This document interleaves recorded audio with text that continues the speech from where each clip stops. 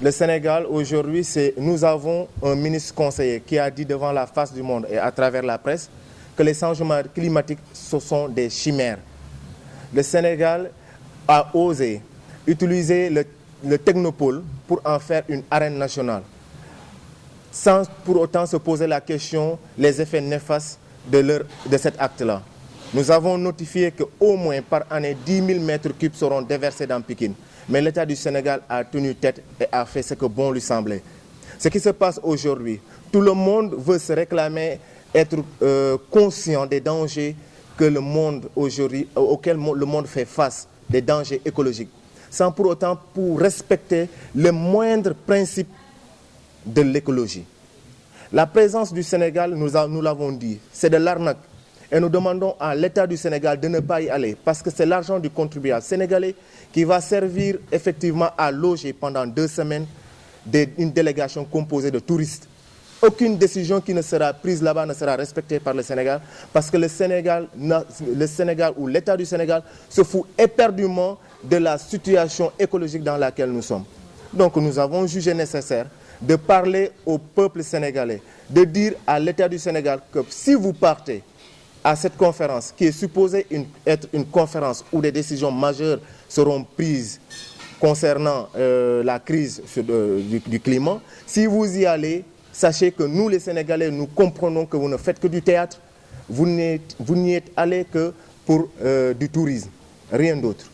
Le Sénégal n'a pas sa place, nous voulons que les États qui iront soient des États qui respectent au moins quelques notions écologiques. Et le Sénégal ne respecte absolument rien. On fait un tour du Sénégal, on se rend compte qu'effectivement, à un moment donné, l'État du Sénégal avait laissé croire qu'ils avaient compris. Ils avaient entamé l'installation de panneaux solaires. Nous voyons à Dakar avec le maire Khalifa Sall que des panneaux solaires existent.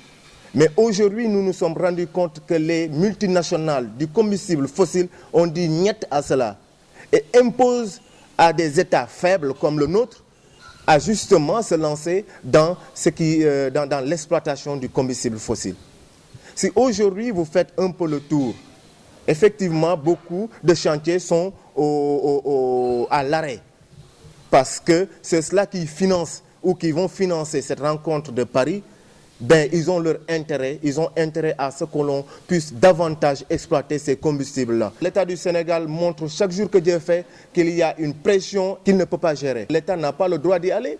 Si l'État y va, alors qu'on ne proposera rien de sérieux, alors que toutes les propositions qui seront prises ou toutes les décisions qui seront prises ne sont pas appliquées au Sénégal, mais nom de Dieu, pourquoi devons-nous y aller ?